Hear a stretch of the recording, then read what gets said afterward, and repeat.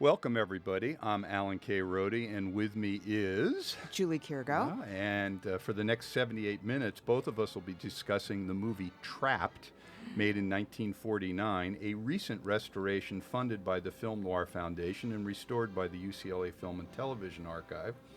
And Julie, it's somehow reassuring to see the Eagle Lion logo, even if it's followed by the seal of the Treasury Department. Yes. This is a government training film. That's right. Well, this was, as you know, kind of a style to have these kind of quasi-documentary... Docu-noir, which Right. I personally love. Yeah. This one doesn't stay too docu for very long. There's a No, it lengthy...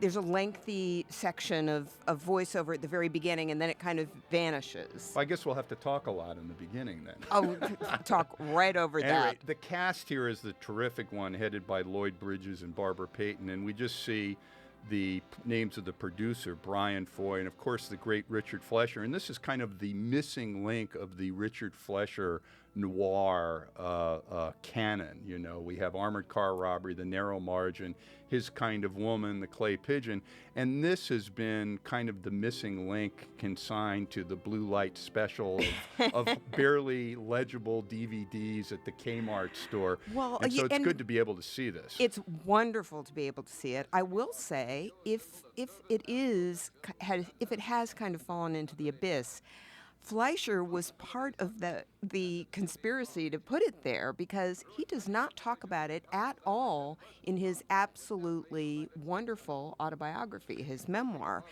It is not mentioned. You wouldn't know it happened. And oddly, this was the first film he worked on with the writer Earl Felton, who, who was his partner for years thereafter. I believe seven films together, and you're quite right. And as we listen to, they usually have Reed Hadley doing this kind of gas bag narration in the beginning. Our narrator is actor and voiceover specialist William Woodson, who worked until he was almost 100 years old. And I grew up listening to Woodson on television, The Invaders. You know, it began with the landing of a craft from another galaxy. And he was the voice of hundreds of cartoons and so on and so forth. But and Fleischer was lent out, essentially, to do this film. He was under contract to RKO. And Eagle Lion had a Briny Foy, and that was his nickname. It was Brian Foy. He was the son of the legendary vaudevillian Eddie Foy, one of the seven little Foys. And, of course, he got into show business on his own by writing for Buster Keaton, mostly in B movies. Foy directed the first all-talking Vitaphone feature at Warner Brothers, Lights of New York, and so forth, and took on these taboo subjects like Tomorrow's Children, about forced sterilization, teen pregnancy, what price innocence. Oh, my gosh. And he returned to Warner Brothers in 1935 to Ramrod B production, became known as the King of the Bees, was notorious for reusing plots and scripts. I think it was Vincent Sherman wrote that he learned his apprenticeship under Foy at Warner Brothers, where he said, well, we've already done that story, and Foy rips like pages out of the script and goes, here, it's only a 65-minute running time, do this. So there you have it. I actually heard that they also called him the Keeper of the Bees. The Keeper of the Bees, that is correct. Which is, the kind of play on words I cannot resist citing. Okay. Yeah. Absolutely. And the other thing about Foy is he was, I guess, what you'd call a knock-around guy, because his father was born and traveled out west, and his father knew Wyatt Earp and Doc Holliday and this stuff. And Foy's friends included people like Jake the Barber Factor and Johnny Rosselli, who went to jail with a bunch of other people in the 40s for shaking down the studios as part of the IATSE payola scandal. So when Rosselli got out of prison, guess who was there to offer him a job at Eagle Lion? Briny? Briny was there, and in fact, Rosselli put $90,000 of his own money into Cannon City, and he walked by night. Oh, my gosh. So you actually had real criminal insight into this. And, of course, we should also note that Fleischer, basically, his career is built on true crime stories. in addition to his earlier film noirs. And by the way, I think here we have an actor who appears again and again in Fleischer movies. Tommy Noonan, who was the half-brother of John Ireland. Which is so bizarre to think of. John Ireland, the sexiest man in movies. Well, the other thing that's interesting is he formed Noonan, who we see here with the stamp on the counterfeit bill. Yeah, telling an old lady, no, you're not going to get your $20 back. Yeah, formed a 1950s comedy duo with Peter Marshall, Noonan and Marshall, because Peter Marshall was Joe Andrews' brother, and he ended up being Judy Garland's piano-playing pal in A Star Is Born. So he got around. He did get around. I particularly think of him playing the Peeping Tom in Violent Saturday, which is a great color noir by Fleischer. That's like Payton Place noir. Yeah. Yes. Fantastic. Exactly. And he's the Peeping Tom. Good Lord. Yeah. But Fleischer, if you look at his credits, there's one extraordinary movie that is kind of based on real life crime. After another, for example, 10 Rillington Place, The Boston Strangler. That's a these are all grim. Like Compulsion. Compulsion, and so that was one half of his career, and then startlingly, he also did things like Dr. Dolittle and Fantastic Voyage and the wonderful 20,000 Leagues Under the Sea. That's a story in and of itself. I don't want to say I knew Dick Fleischer. I talked to him several times and interviewed him, and a nicer guy there never was. And he really. And his memoir that you mentioned, Just Tell Me When to Cry, which was a reference to Sylvia Sidney in Violent Saturday. He was so thrilled to have her there as we see Lloyd Bridges enter the movie. Yeah. He was so thrilled to have Sylvia Sidney, and he said, "What can I do for you?" And she's there knitting, and she says, "Just tell me when you want me on the set, and oh yeah, tell me if I have to cry." Fantastic. And she was a great crier. Yeah, she was. So here we have Lloyd Bridges, the star of the show. Lloyd was born in San Leandro in 1913. He was a UCLA graduate, got into theater there, met his wife there. After UCLA, he did some stuff on Broadway, like playing Othello, that ran for 21 performances. Othello. Ran a theater group. Wait, no, he played Othello? He was in it. Oh, he was in it. I don't think he played the title role. But he signed with Columbia in 1941 and appeared as a supporting player in a whole slew of films, I think starting with The Lone Wolf Takes a Chance. But he was in some really good movies. Here Comes Mr. Jordan. He was a British flyer who gets killed in Sahara with Humphrey Bogart. Shut My Big Mouth, Joey Brown. And then he joined the Actors Lab. He left Columbia. He was very frustrated being in bit parts. And he started getting bigger roles in low-budget films like Moonrise, 16 Fathoms Deep, and so forth. So this was really kind of a breakout film for him because he actually got a lead role in a movie, even though it was a low-budget film. Yeah. And I actually went and looked at what his schedule was like in this period. And in 1949, the year that this came out, he made 5 movies. Yeah. 5 in 1 year. Busy man. That's quite a career right there. Busy man, yeah. And here we have him at Atlanta Federal Penitentiary. They had that close-up previously, which is still in existence and held such worthies as Al Capone, Mickey Cohen, and Whitey Bulger. So Lloyd was in good company with this. He's great in this movie. It's not, for those who think of him as like kind of a paterfamilias, which is what he frequently played on television, and he had a great career in television over decades. It's funny to see him playing this tough guy, and it's full of energy. Well, this was his warm-up. This was his warm-up for his seminal tough guy role in Try and Get Me.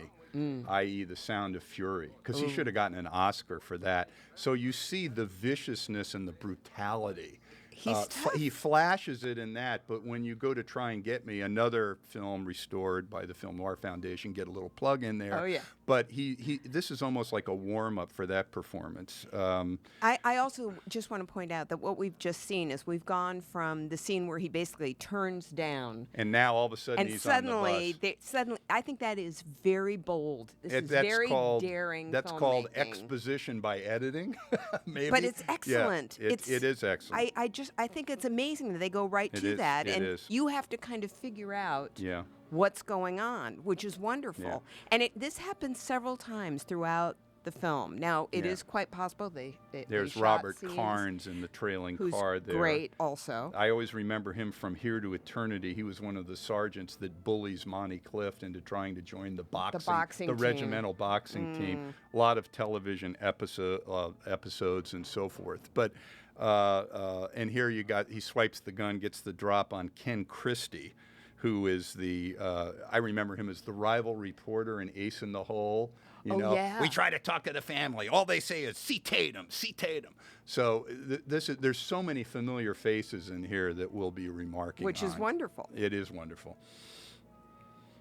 Yeah, and then he says, unlock the jewelry. I can't help thinking that line was written by Earl Felton. And Felton, you know, he had polio and he got around on a cane and crutches, but he was a liver in the best Hollywood nocturne tradition. Stanley Rubin, my old friend who was the producer of The Narrow Margin and other films, he always said Earl's best work occurred at 3 o'clock in the morning when he would call him after half a bottle of scotch to discuss the script. I don't know. How did these people live like this and yet turn out so much work? It is phenomenal. What constitutions? He became more of a writing partner to Richard Fleischer. 7 movies: Trapped, Armored Car Robbery, The Narrow Margin, His Kind of Woman, The Happy Time, which I love, of course, 20,000 Leagues Under the Sea, and Bandito. And he was a close friend. Mark Fleischer, Dick's sons, whose extraordinary recollections about his dad are part of this Trapped Blu-ray package, he said Earl was family. And even though he was crippled by polio, he really was a droid in getting around with crutches and cane. And if you tried to help him, Earl would whack you with the cane. And he says he would pick up Mark and his little brother as children, not as babies, but as like 8, 9, 10-year-olds, and hold them above their heads. He would bench press them. Bench press them. And he loved to eat and drink. And Richard Fleischer tells this story about being trapped in a meeting with Howard Hughes at the Beverly Hills Hotel that went on for hours about the reshooting of His Kind of Woman, the greatest backstory in the history of Hollywood, maybe. And Earl's dying. He's dying of hunger. And finally he says, Mr. Hughes, Howard, I want, you know, Earl was like a steak and a hamburger and a dessert guy and a double martini at lunch kind of guy. Yeah. So he finally says to Hughes, Howard, could we have something to eat? And Howard goes, oh, I'm so sorry. I apologize. Let me call. And Hughes jumps up, calls room service, and orders Earl a glass of milk. Oh, nice. Oh, my goodness. Yeah, I don't think you want to eat with Howard Hughes, really. That's not. No. I do also just want to say is we love Earl Felton, and he did become a longtime partner with Fleischer, but I also want to mention the other writer of credit on this, George Zuckerman, who partnered several times with on some of his best films with Douglas Sirk. Right. So Written on the Wind and The Tarnished Angels, he had not too shabby a career either. Oh, absolutely. This was a high amount of talent in a film like this. Yeah, and that's what I find so interesting. There's no contempt for the genre here at all. If anything, it's like, let's just pour all these massive energies that we all have, the creative energies, and exactly. give this its Look at that our picture of best. Barbara Payton. You know, the interesting thing It's a cigarette girl with a headshot. Right, but Dick Fleischer said that he picked Barbara for this role when he and Owen McLean, the casting director, were going through all these headshots, and they saw this headshot of Barbara, and he said, get her in. Was And it that shot that we just saw? that was what I I'm wonder. speculating about. So he got her in, and of course, as we'll see, she nailed the test and And really let's just delivers say a this fine performance. before she even appears. Let's just say one thing. How old was she when she made this film? I think she was 21. 21. I was going to say 22. 21 years Wow. old, and it says something about the different times Oh, that they yes. lived in. Oh, yeah. Which was that women didn't want to look younger; they wanted to look older and more Right. sophisticated. I love this. I love this fight scene. It's a mess. It's perfect. Fleischer does such a great job on blocking and setting up fights. It's a great fight because it doesn't look choreographed. It looks like just a mess. He's People banging his each head. other's Yeah, heads and yeah. smushing each other's faces. And Maybe this was a warm-up for that great fight in the narrow margin between Charles McGraw and David Clark in the men's room on the train. But it's the same tight, good camera angles and realistic. Yeah, Not and realistic, Not yeah. I punch you, now you punch me. Right. Yeah. And all the interiors, this was all filmed at the Eagle Lion Studios at 7624 Santa Monica Boulevard, which was the old PRC studios that was bought out by Robert Young, a railroad magnate, and turned into Eagle Lion, which was really the forerunner of United Artists because Arthur Krim was running it. And Eagle Lion, wasn't that a J. Arthur Rank? Yeah, J. Arthur Rank and Robert Young put that together. And So it was like this British company, and they ended up doing Poverty Row pictures, right, B because pictures. their first year, they put money into Tulsa and some of these other films, and they brought in Walter Wanger and so forth, and it just didn't work. So they were going, when they made T-Men in 1947, and I believe they brought in Eddie Small to produce that made a lot of money. So because it's Hollywood, nothing succeeds like success. So let's have another film about counterfeiters and undercover cops. So that birthed Works Trapped. great. Yeah. Yeah. But I think Trapped stands on its own as a unique film. And here we see Barbara Payton enters as a cigarette girl, and John Hoyt is on the bar stool. John Hoyt is like I will tell you, my personal favorite character in the movie. He's- in part because John Hoyt, who was so good at playing these kind of smarmy, debauched seeming bad guys, gets to be a surprise good guy. Yeah, Yes. he is really, really good, and he was kind of a Renaissance man. I heard that he was. You have to tell me if this is correct because Yeah. I love this story and I'm not sure that it's true. That he was like an East Coast aristo. That He went was. to The Hotchkiss and surname was Yale and- Hoistrat. His father was an investment banker. He was Hoyt was a Yale graduate with a master's in history. He taught history at this Groton Prep School, prestigious.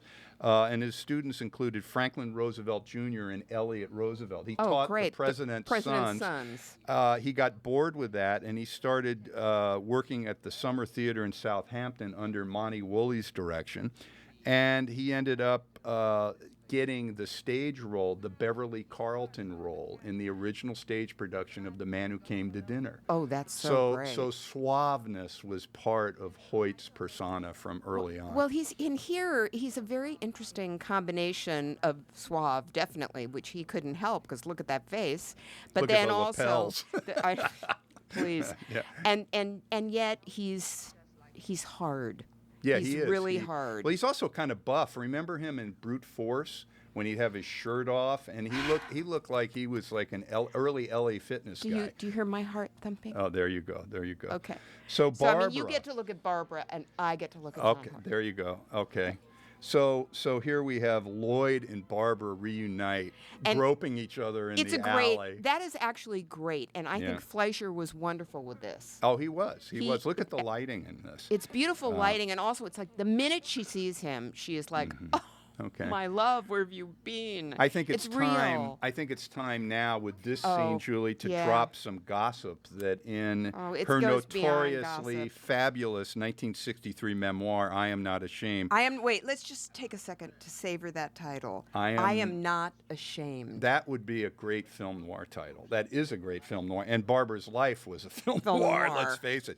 But in her memoir, Barbara alludes to an affair with a 1949 co-star known as Bud, which Lloyd Bridges, everyone called him Bud Bridges. Really? So, yeah, so we'll leave that there. But They yeah, do look rather affectionate. they are. Barbara grew up originally in Minnesota and then moved to Odessa, Texas. Her mother and father ran a motor court there.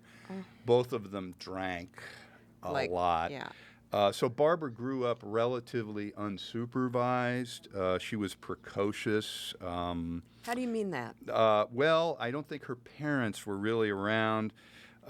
She eloped at age 16. She lost her virginity younger than that in an empty bathtub over a friend's house of her parents.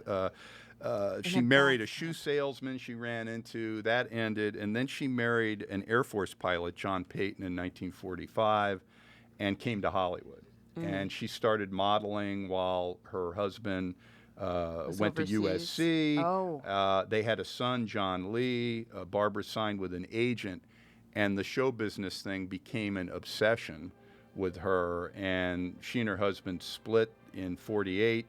And she worked as a model at Car Hop, dyed her hair blonde, signed Universal International after Bill Getz spotted her at Slapsy Maxie Rosenblum's nightclub, now the location of the New Beverly Theater on Beverly Boulevard. And so this was really her first major part. It really was. But didn't she also have something incredible happen to her, which was she was very quickly signed to a big money-making contract? She was making it's like 5,000. When Warner Brothers signed her and put her in Kiss Tomorrow Goodbye with the Cagney, she was reportedly making $5,000 a week, and that was like a year after her. $5,000 a week in 1950. That was like a lot of money. And she went through it. And by the way, this is the Secret Service agent, and this is Russ Conway, who is Donald Wood's brother. And now we find out that John Hoyt is, surprise, yay! He's really a good guy. Yay! Yeah. And look how dapper he looks too. I have to just point out the pinstripe suit and the pocket handkerchief. One of the things Hoyt did that I found out about is that he also did stand-up comedy. No. Yeah, he did stand-up comedy, and he had a spot-on imitation of Noel Coward that he did in nightclubs and hotels. He used to play, apparently he used to perform for some length of time at the Roosevelt Hotel in Hollywood with the piano, and he had some sort of act. So it wasn't it wasn't like slapstick. It was Noel Coward. It was not Milton Berle. No. It was more he of didn't a walk higher. on his feet. Yes. So, any rate. So yeah, Barbara. This was Barbara's big break, and she was a party girl, and by that I mean she liked clubbing and going to the Trocadero and all the clubs on Sunset Strip. But she had this dichotomy where she started hanging out and having affairs and so forth, but she also was hanging out with seedier characters. She had this kind of actual criminals. Yeah, actual criminals. She had this duality. And here we see Douglas Spencer crossing the street. And the neighborhood here, I think it's Bunker Hill. It looks like Bunker Hill. But Douglas Spencer started out as Ray Milland's stand-in. And that was how his career started. And he's memorable from A Thing from Another World, The Thing from Another World. Keep watching the skies. Whatever you do, keep watching the skies. He died young. I think he was 50 in 1960. He was in Shane. He was in so many movies. He's such a recognizable figure, and he is actually almost everything you read about him talks about him being in bit parts. Well, this is a small part, but it's significant, but and it's so meaningful. Sad. It's meaningful. He's really touching. Yeah. And this scene is where, in my opinion, Lloyd Bridges warms up for his signature bad guy role as Jerry Slocum in Try and Get Me. The staging and his brutality. He's really such a little rat. Yeah, like, you know. Oh, I remember. It's you, Tris.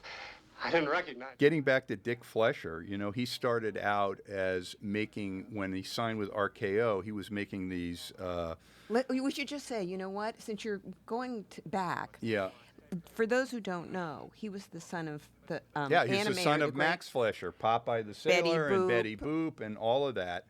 And that was very interesting when he got signed for 20,000 Leagues Under the Sea by Walt Disney, because Walt Disney and Max Fleischer were really, really heavy competitors. I'll and, bet. and it got very, very personal. And what happened is Fleischer was tied to Paramount, and Paramount was reluctant to go into sound, was reluctant to go into color and cartoons. So Fleischer set up his own studio to make the animated version of Gulliver's Travels.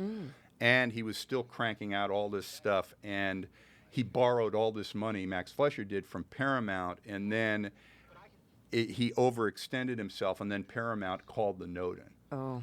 And that was the end of Max Fleischer. So when they hired his son to work for Disney, Walt Disney somewhat magnanimously said, "Why don't you bring your father down to the lot?"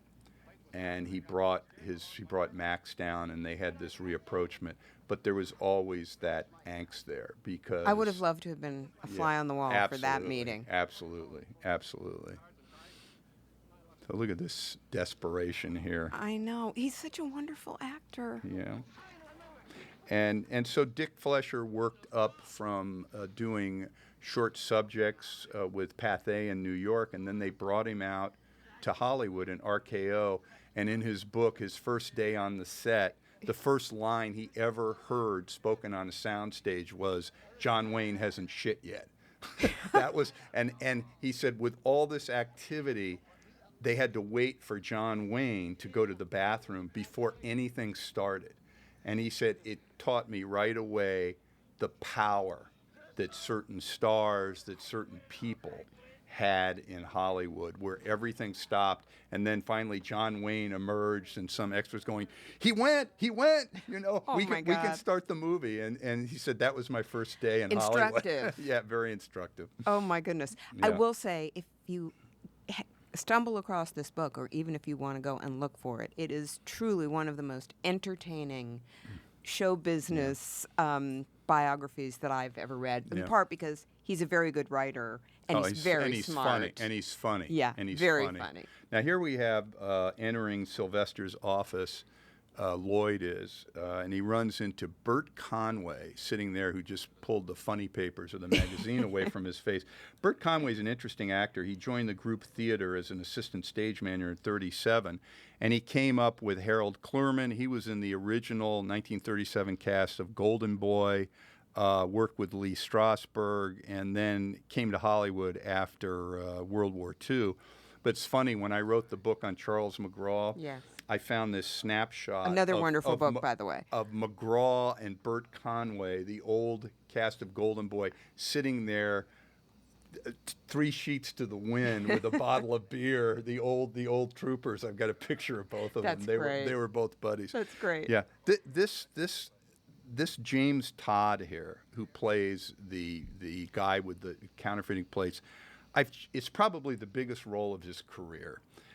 He's good. He's creepy. He's you know, at first I thought, why the hell did Fleischer cast this guy as this kind of weak, Weasel. affected weasel? And after seeing the film a couple times, I've changed my mind. I think he's exactly the type of character, the fresser, trimming his mustache and shaving. I love that. And you know what? That's something you've seen in a lot of movies. Like Yeah. just in the last 20, 30 years, you know, the ass yuppie sitting at his desk shaving. Right. Here it is. I believe this is the Yeah. first instance. He's the character. He's cunning, not smart. Obsessed with his personal appearance, cowardly, perpetually nervous, totally unsure of himself.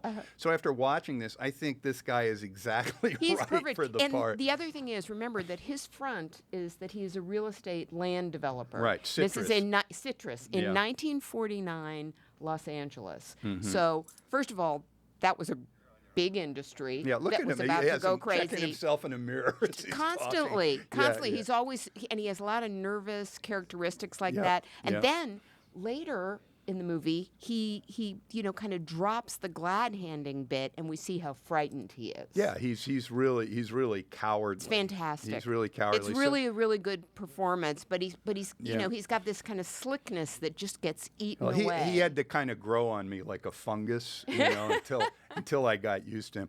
Now this is interesting. These two feds in the cellar.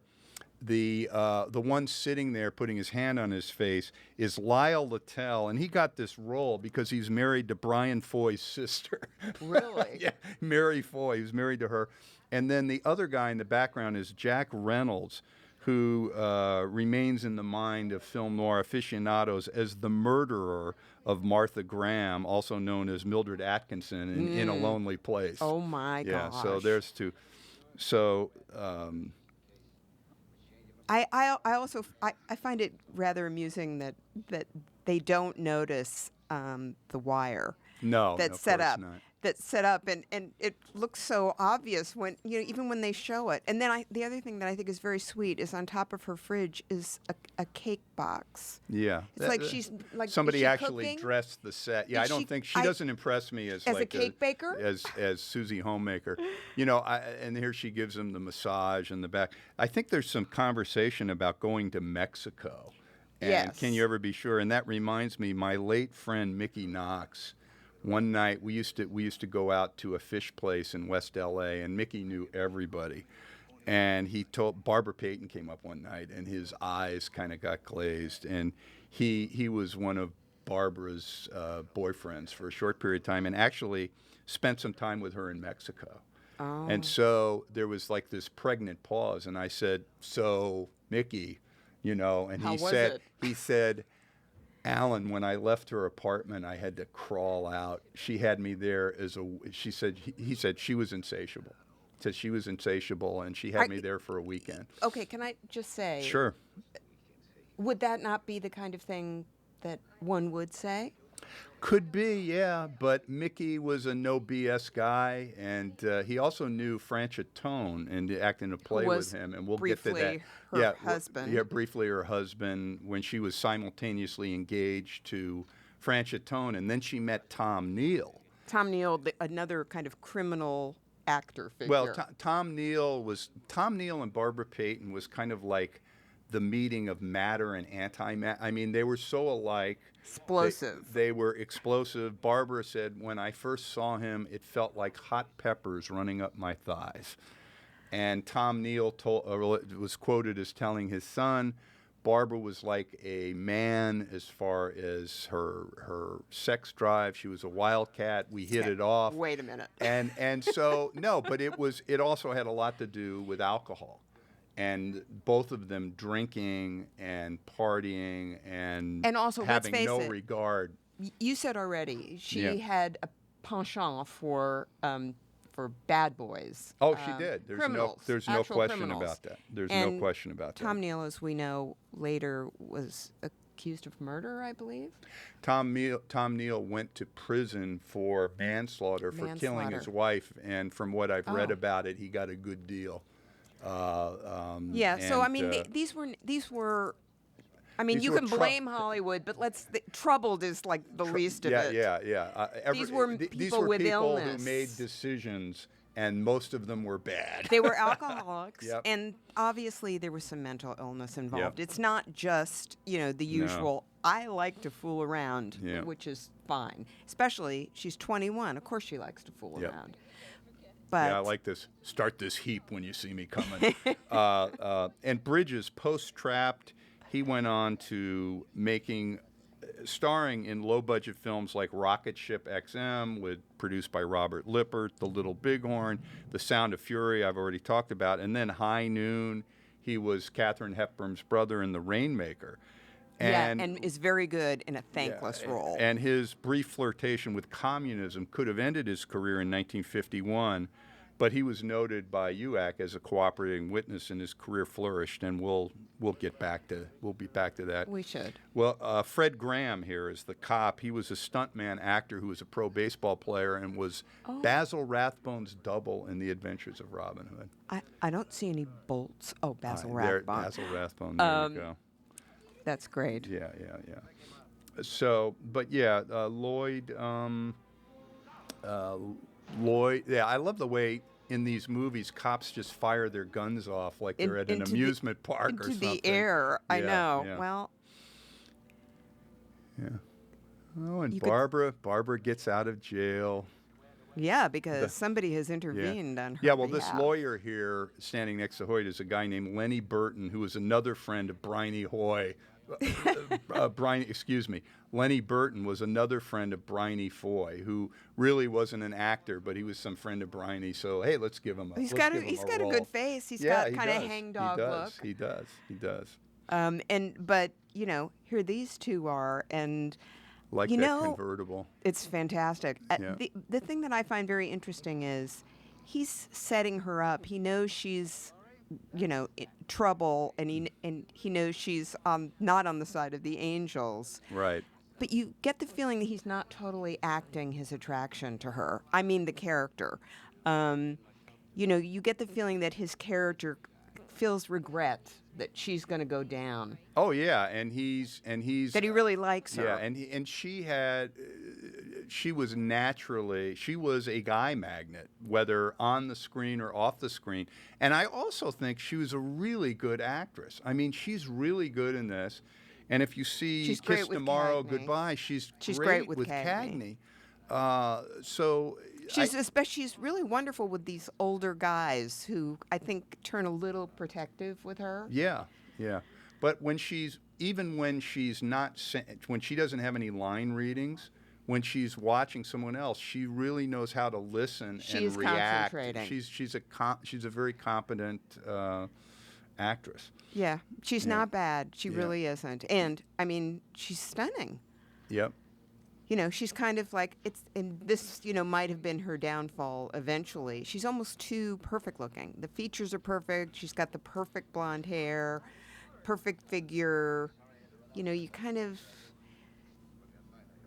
Yeah, I love the way these movies, someone walks in, the first thing they do is pour a shot of whiskey and throw it down. I mean, it's classic. Well, think of the lives they're leading. Yes. They need it.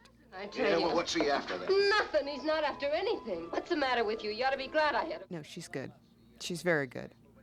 Especially for a youngster. And, she didn't exactly go to acting school, I like did that. she? You don't make that kind of dough selling Bibles. That must have been Felton.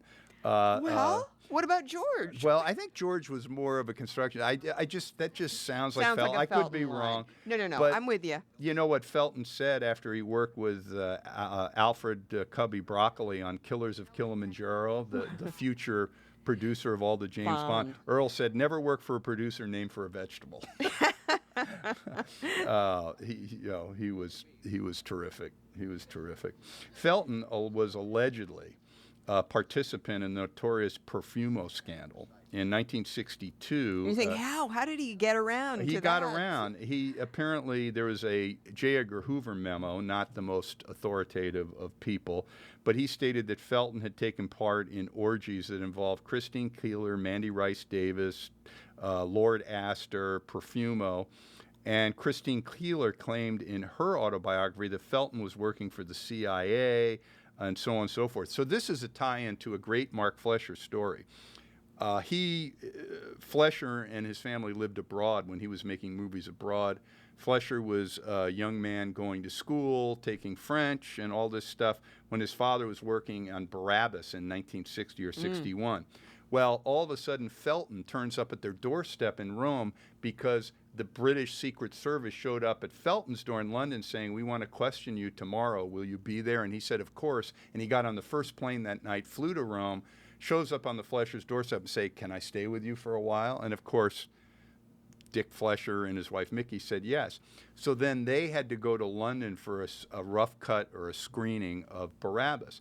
So they leave their son Mark in charge with Earl watching him. Oh. Well, How old was Mark at Mark this was point? like probably 16, 15, around that so age. 14. Not an infant, Not but an still. infant, but still.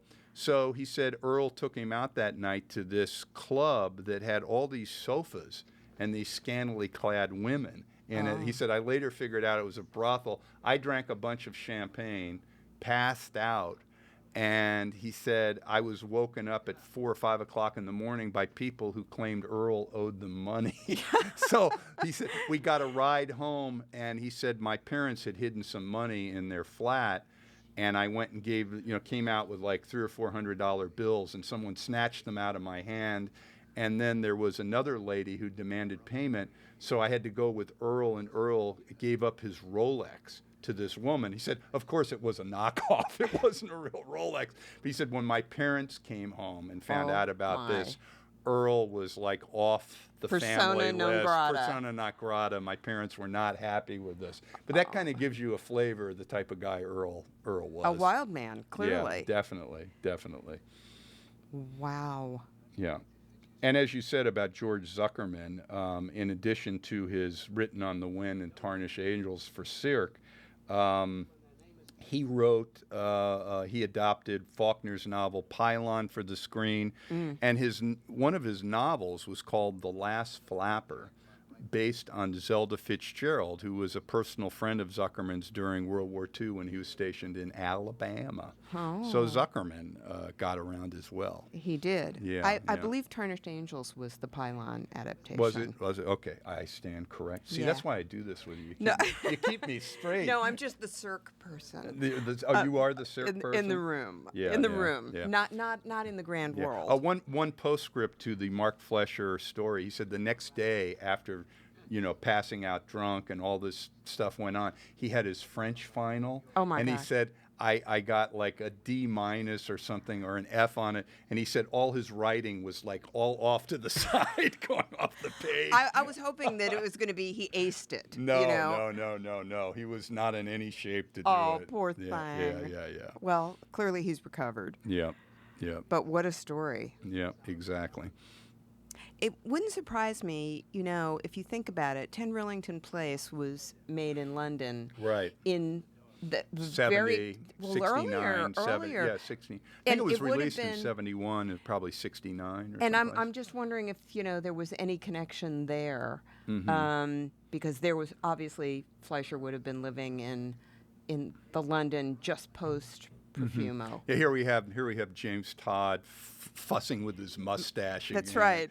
Oh God. He can't stop. Yeah, Lloyd Bridges, as you alluded to earlier, he had this really good resume of credible supporting roles, leads in B's like this, supporting roles. But when he became Mike Nelson, and in Sea Hunt, I mean, when I grew up watching Sea Hunt, I thought Lloyd Bridges was a diver. I really didn't distinguish it. And so you had him going from this very interesting, credible character actor, second lead, if you will, to having 40 million people watch him every week in this TV show. And he ended up casting his own sons, Bo and Jeff, which really, that show formed the building block of one of Hollywood's most enduring acting dynasties. Yes. The Bridges family. And he continued his career in TV. I just saw a rerun of a 1973 Police Story, and it has Bridges as this obsessed cop who's trying to take care of himself, not age, and he's getting old and so forth, and he's like jogging every day and doing that. And he finally, they're going to put him off the force because he's kind of like this character entrapped only on amphetamines. Oh. And so he goes up and he becomes a sniper and starts shooting at DWP trucks and stuff. So the cops will come in his hotel room and kill him. And he commits suicide by cop. Exactly. But I mean, even for 70s TV, it was rough. It was a rough, gripping performance, but it showed the type of range he was capable of. As someone who grew up also with Sea Hunt and being very familiar with him on TV and being a dad and all of this kind, it was kind of like almost obsessively wholesome.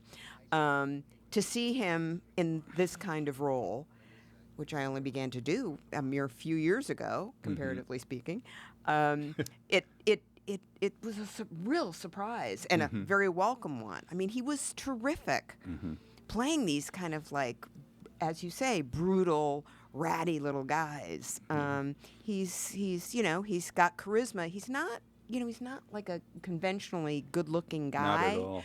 Not at all. But he's got some real force. Yeah, supposedly this is between Crescent Heights and Hayworth on Fountain on the north side of the street. Yeah. Where that is. And this twin phone booth I gag. love it. This is something that Dick Fleischer used in Armored Car Robbery with Adele Jurgens and Bill Tallman. And Hitchcock used it in North by Northwest as well. It's durable. It's durable. That's right. That's right.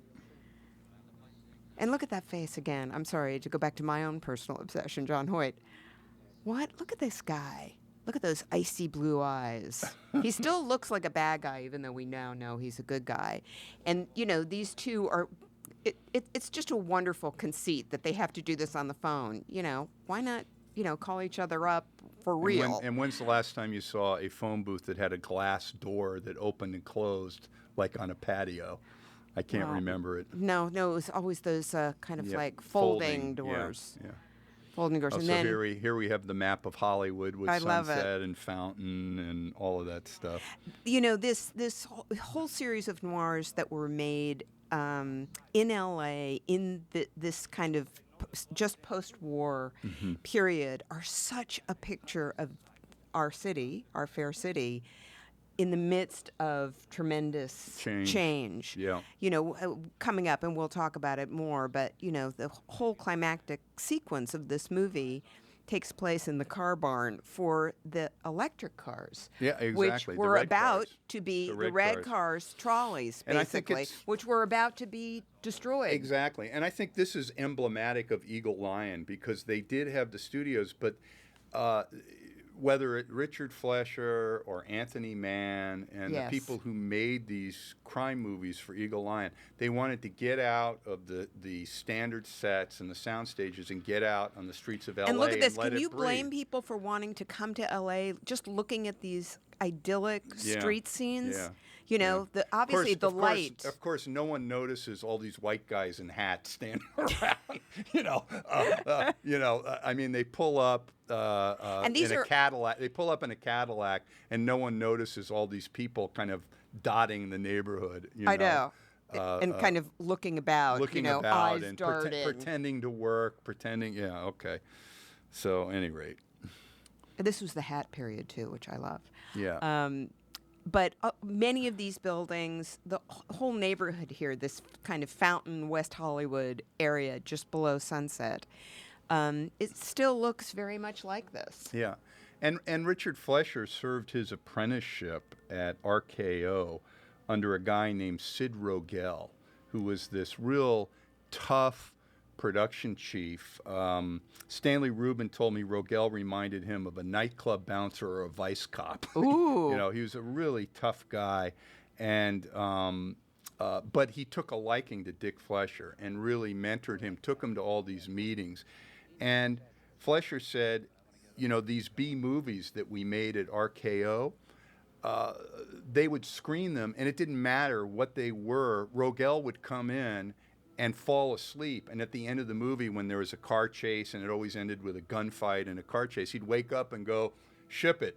And that was it, because all of these films found themselves on the back end of a double bill somewhere in an RKO theater. And this particular film was released in October of 1949, and it was in the top half of an Eagle Lion double bill with a compilation of Max Sennett comedies called Down Memory Lane. So it was just a package. It was a package. And the thing about Eagle Lion is because they didn't own theaters, and they were actually a signatory to the antitrust divestiture suit that broke up the monopoly of the studios owning the theaters and distributing the product, they didn't make very many prints. They couldn't afford to make very many prints. So Trapp showed up with Down Memory Lane and with this picture and that picture in various places across the country. It did make some money, but Eagle Lion didn't have the wherewithal to have all the theaters to get their product, which was another reason why they were circling the drain in 1949 by the time this film was made.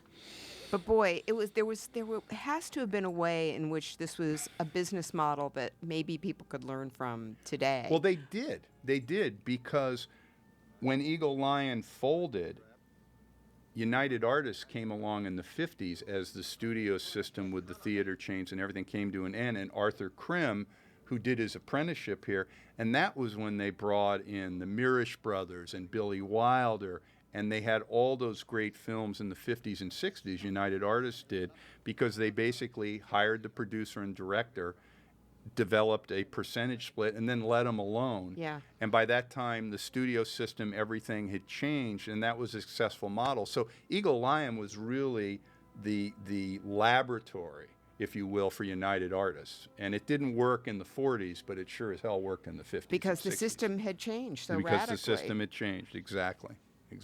Well, I think people could learn today from this about making small films, low budget, turning talent loose with Right. those small budgets. You know, Like that close-up, the scene starts with a close-up of drinks. of booze again. Yeah. So Payton's appearance in this movie is kind of interesting because you have the Dick Fleischer story where he picked her 8x10 out and then Yeah. did an audition that she nailed. But then you have the account of Payton meeting a fellow that later became a boyfriend, and a guy named Steve Hayes, who was an actor. And Steve Hayes was dating Brian Foy's daughter. Oof. And Steve Hayes said that he met Barbara at Foy's Bel Air house when she was discussing starring in Trapped with Brian Foy. Oh, my. So Barbara really got around. After this, she got cast, as we spoke earlier, in Kiss Tomorrow Goodbye, because James Cagney was lured back by Jack Warner's to Warner Brothers for White Heat and these other films with his production company, because he had left Warner Brothers, made a series of interesting films like Blood on the Sun and The Time of Their Lives, the Soroyan play, Yes. which was very interesting but lost about $500,000. So he came back to Warner Brothers to get well. And she was excellent in Kiss Tomorrow Goodbye, although Cagney didn't really approve of her, James Cagney, because reputedly there was a fling with Bill Cagney. Oh, Who dear hired God. her. That would.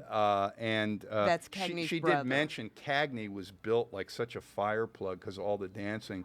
I read somewhere where she reached one time, just playfully kind of squeezed his butt, and she said it was like grabbing a piece of iron. I I'm mean, sure he was that's true, but can you strong. imagine having the nerve to squeeze? No, James no, Cagney's- no. By the way, this Hoyt's identity here is revealed by Robert Carson. What a dope. What a dope, whose wife is played by Lucille Barkley. Robert Carson, I remember as the head waiter at Toots Shore in Sweet Smell of Success. Oh, that's funny. Yeah. Who disapproves of Tony Curtis as Sidney Falco. Well, who doesn't? Yeah. And they're having this conversation, and of course, this guy with the Cadillac fintail lapels I know. screws up big time, and you've got Babs eavesdropping over the plants there, Yeah. listening to her. Convenient. Exactly. But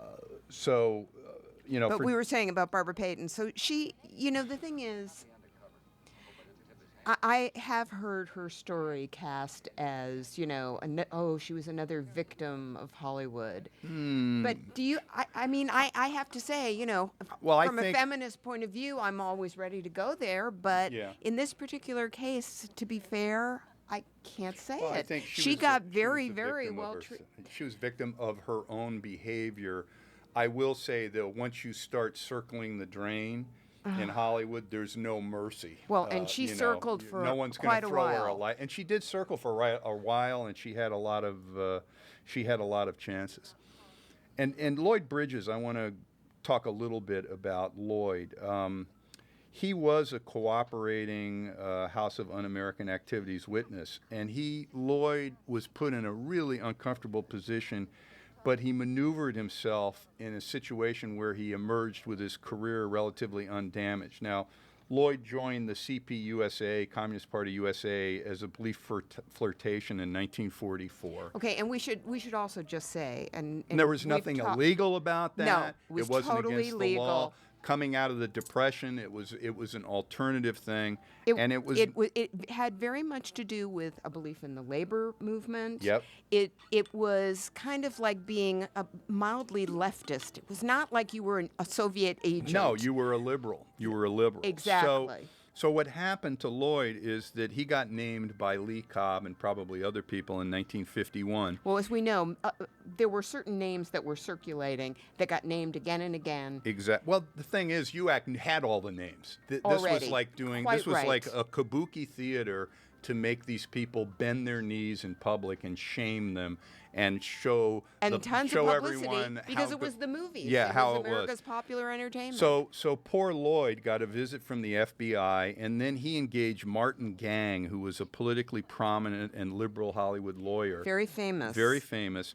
And during the blacklist period, Gang specialized in getting his clients off the hook by, in many cases, naming names in executive session away from the bright lights in the newspapers. So Bridges' testimony was in closed session, and the closed session was Martin Gang's office in the Taft Building on Hollywood and Vine on October 22nd, 1951, and the only people present were a stenographer, Martin Gang, Lloyd Bridges, and the UAC investigator, William Wheeler.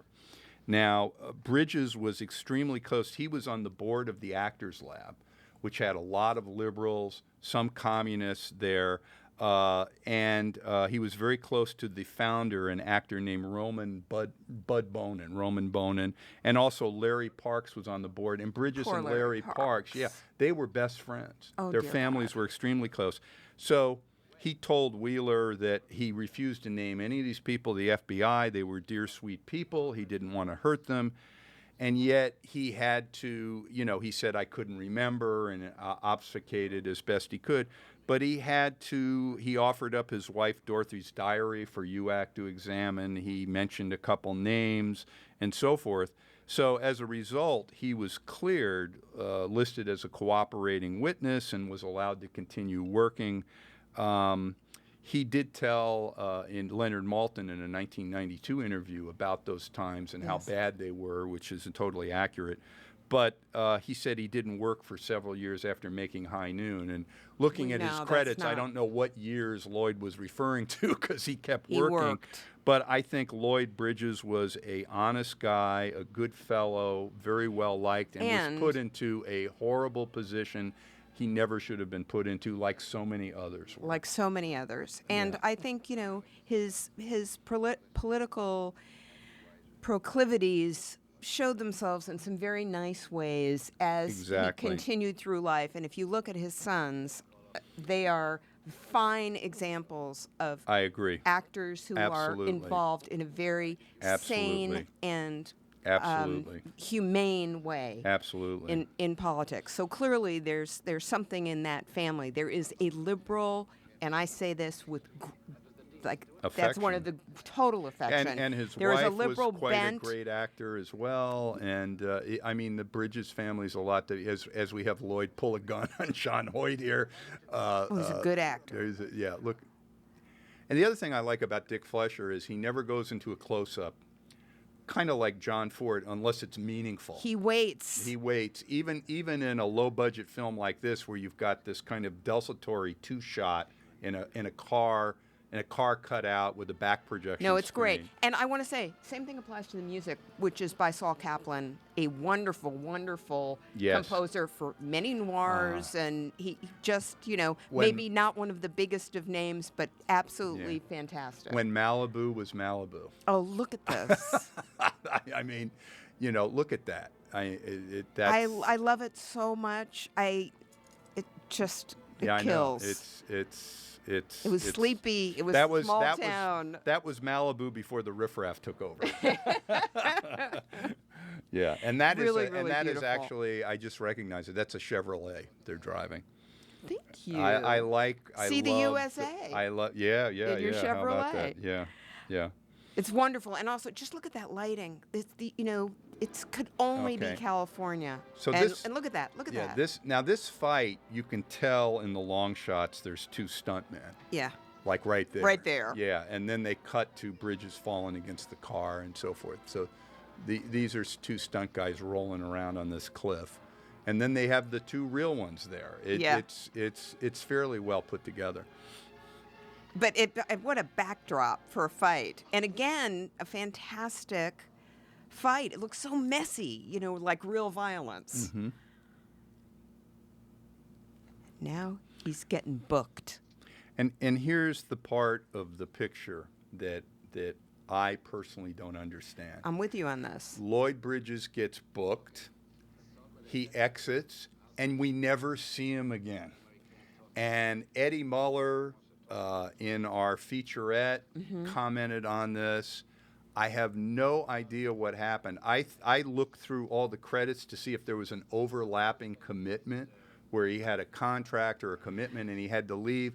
The only thing I can conclude is that he got sick or something happened, because his exit at this point of the film, in some ways, it's a waste. It makes no sense. He's not in the fantastic, tour de force at the end of the film. It could be they signed him for an X amount of time, or it could is be true, any one of a number of things. As But we were saying, Yeah. 5 films released in 49. Yeah. He also had quite a few titles released in 1950. Yeah. So, but it is busy? when you look at this film through and through, his departure at this point with It's about problematic. 18 minutes left in the movie makes absolutely no sense. yeah, to me. particularly because, if He's they the hadn't, star. he's the star, and that's the biggest He's reason. the star. But also, he's the instigator, the one who made it all possible. Yeah. And here's the other thing. And the the- plates. I want to ask you this because Sure. I'm not clear about this. The Yeah. counterfeit plates. Yeah, the plates, sure. Okay. Yeah. Did he make them? They keep No, referring to them as his plates. Yeah, well, I think it's the possession is 9/10 of the law, particularly when you're a crook. And Yeah, you're in other words, jail They were, and- they were mine, and I gave them to you, which means in the criminal code you're supposed to keep them, take care of them, Until I come back out, and then you're hand me supposed to money. give them back Yeah, or whatever. and of course Douglas Spencer was a hopeless drunk who plays the ponies, and So he sold them. He sold them to James Todd and ends up drinking cheap wine in a flophouse hotel. But we never find out who the great artist is. Well, No, in no, the we documentary footage that opens the film, it's very interesting in some sense because it says that there's not one artist who works on the plates, the legitimate government plates. They have a different artist for each section of the design, so that there's not one person who can put a signature on it. Right. Well, these two have a discussion a little bit later, and they're talking about the artistry of these plates, the phony counterfeit plates. It doesn't make and you never hear about And who's I think that. that's because it's an imaginary case, that it's not an actual case. That is something that Zuckerman. But aren't you ginned interested up. in who that guy or woman? Who knows? Yeah, but I don't think who I that don't would think be. I don't think we'll figure it out. Well, so we here's, don't find So here's out. Barbara calling from the airport. And the airport is. Yeah. We don't know. Right, and I think back to John Hoyt. Except when he receives Bridges in the hotel room and he has that smoking jacket while Yes. receiving room service, to me sometimes he seems just a little too dapper to be a crook, but he did a lot of good stuff. The Principal and the Blackboard Jungle. Yes. When Worlds Collide, he Great.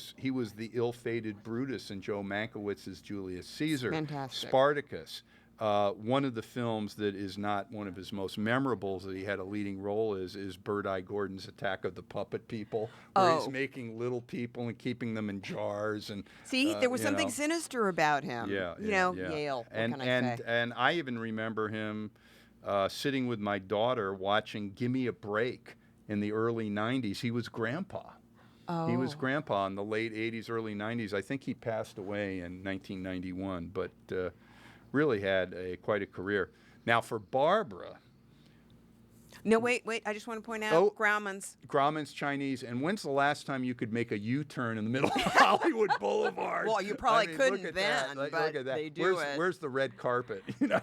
I know, it's so amazing, and it seriously was still Grauman's. Of course, it was until quite recently. And that's like they have a Nash sedan following him. That is the prototypical cop car of the late 40s. We had a Nash Rambler. Did when you I was really? growing up, yeah. Uh-oh. That's a station wagon. Yeah, our age is showing here, dear. I don't mind. I know. It's not like a petticoat. Yeah.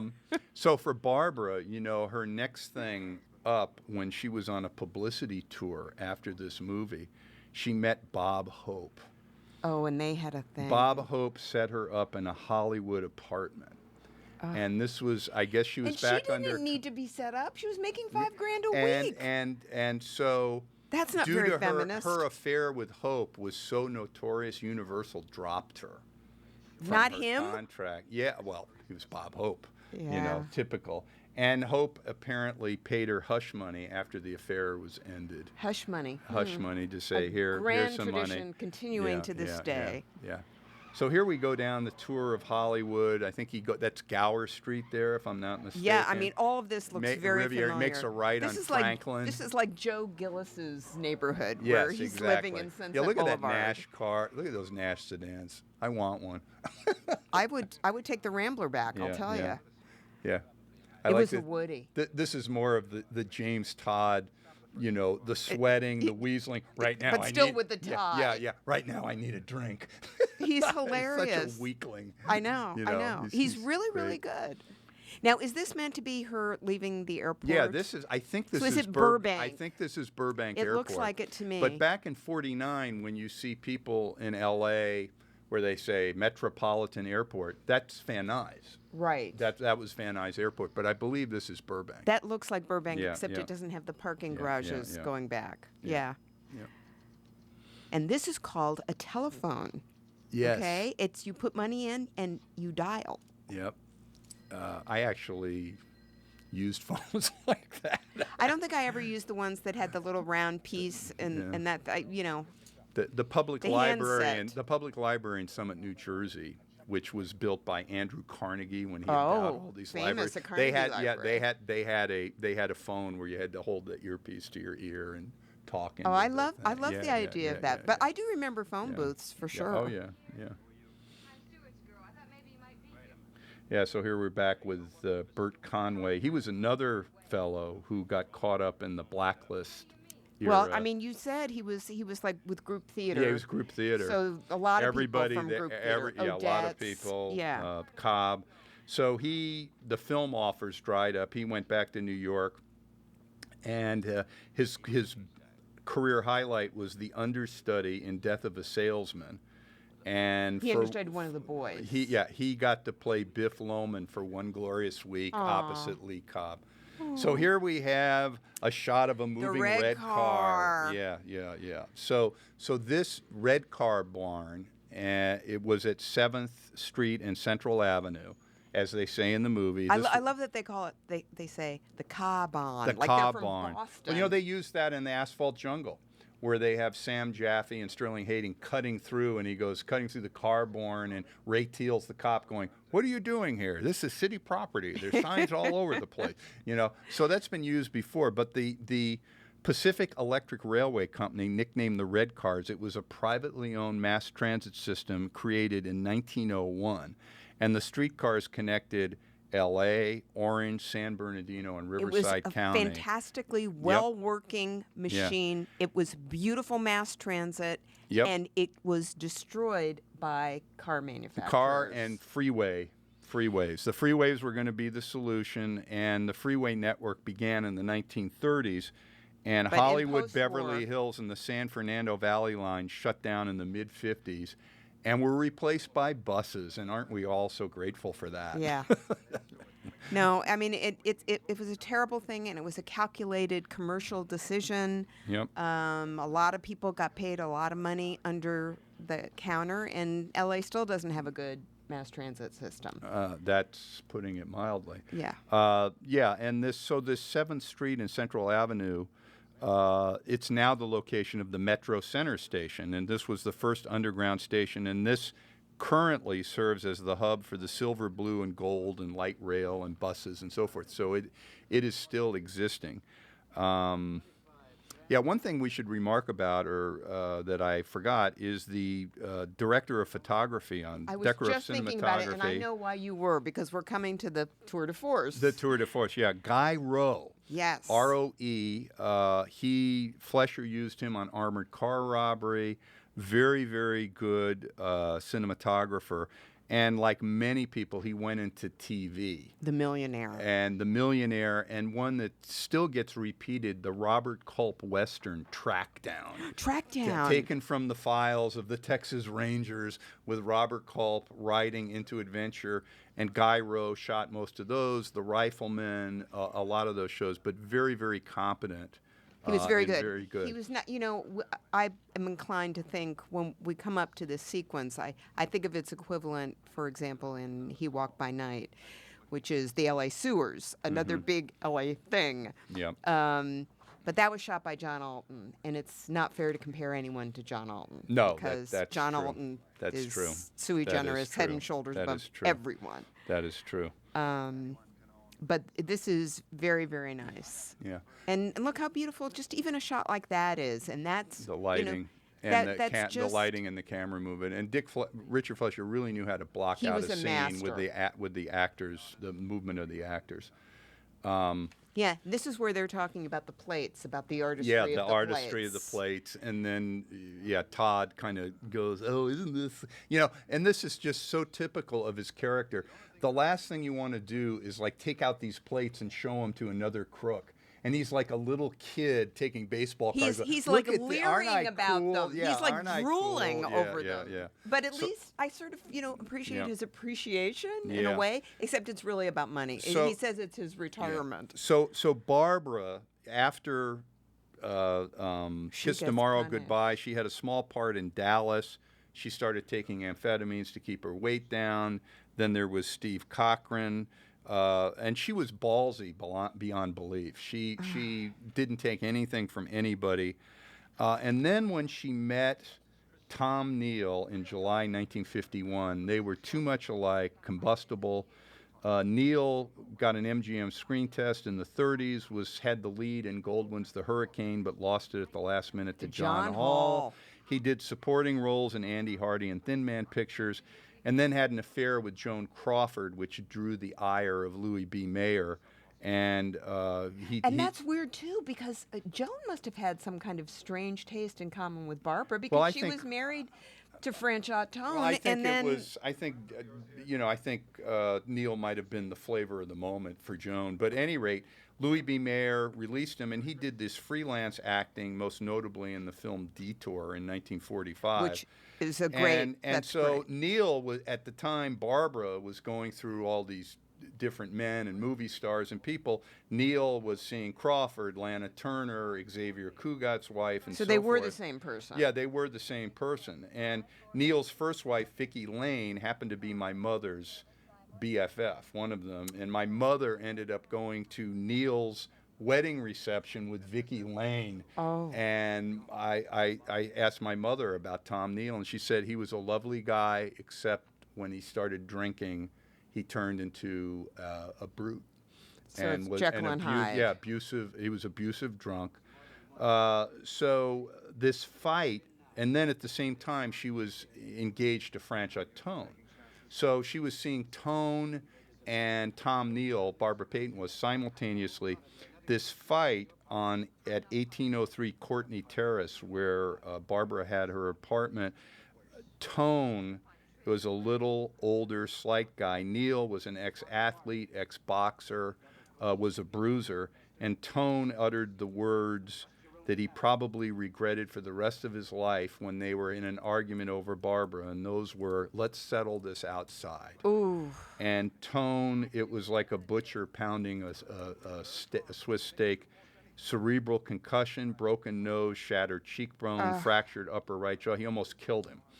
And so this was, and here he kills Barbara. Yeah, she gets punished like nobody's business. Yeah. By the way, look, I just found a picture of HN03 Courtney Terrace. I know. It's very pretty. Very pretty, very nice. Look it up. You can Google it. But as soon as she linked up with Tom Neal, Barbara Payton, the downward spiral began. And it ended up where she was turning tricks for $2 or $5 on Hollywood Boulevard and found next to a dumpster. And yet she was ended not up ashamed. drinking herself to death. I think she died in '67. Yeah, she wasn't 40. It was horrible. I read a horrible story where somebody said to her, if you don't stop drinking, you're going to die. And she said, I think I'd rather drink and die. You notice all these guys run in, and they run after Todd, and they just step over Barbara Payton, who's lying there shot. No one checks to see, but I gotta is say, she alive? Is she okay? In this world, well, she's been plugged about 4 times. Yeah. In this world, she doesn't mean anything. No, she doesn't. And it's pretty disgusting. Yeah, and then this is the part, this ending here, which is very well done by Dick Fleischer, and look at that shot with the rafters above, that shot running, and the chiaroscuro lighting, and this is like, where is Lloyd Bridges? Lloyd Bridges is supposed to be doing this. He should be here. Yeah, he should be here. And I would, until the production records for this film, along with all the other Eagle Lion films that are missing in action someplace, if they ever surface, I think that's the only way we'll find this out, because unfortunately everyone involved in this picture is now long gone. Yes, and why did Fleischer not write about it in his book? I think that it was probably a minor thing. I'm surprised he didn't talk about Barbara Payton, because so many people have written about Barbara and her story. And I have to say that what Dick Fleischer had to say about Barbara, for the record, was nothing but positive. He said she had an earthy sense of humor that was not dirty. She was a great actress. She was on time. She knew her lines. She was supportive. He said, I adored her. She was terrific.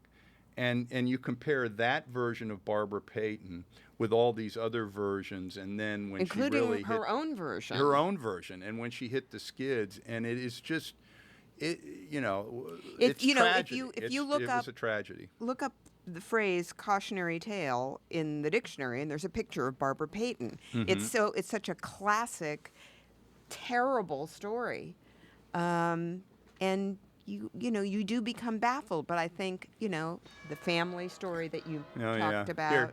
Here's where the camera speeds Yeah, up. why when Todd did that? That moment is baffling. Yeah, it's almost like Billy Bitzer was cranking for D.W. Griffith, and he went, over-cranked that scene. I don't know what that. It's just for a second there, but it really does kind of shock you out of the scene. Yeah. And I mean, you always wonder about these guys, like, give up and live to fight another day, or. Well, but I do feel like a little Weasley character like that might think he can make a rat-like escape. Could be. He's very rodent-y. Could be. But and it's great, I wouldn't let go of a second of this. The other thing about this is the cameras in those days were big and clunky and hard. I remember talking with Joe Pevney where he shot a film on the water in the late 50s, and moving camera. He says, do you know what it was like trying to get those cameras on a boat and take a picture? Unbelievable. With the boat, and to get those cameras underneath where these red cars are setting, and the shots that they got it's really quite remarkable. I wonder how long it took to shoot this whole sequence. Probably days and days. At least a couple days. I mean, Fleischer said, I don't have the production records, Fleischer said it took they worked on this for 35 days, the whole movie. Wow. Which is kind of remarkable. Oh, there we go. That kind of reminds me of the ending of a similar movie where Raymond Burr gets electrified by these neon lights on top of a building. Well, speaking of James Cagney, it's a little like, the end of White Heat. Yeah. Except James Todd didn't call on Mother. No. I didn't say it was the top of the world. It was he had no joy there. Yeah. And I like this. They bring the swag in a box. Yeah. And put it there. Here you go, sir. Okay.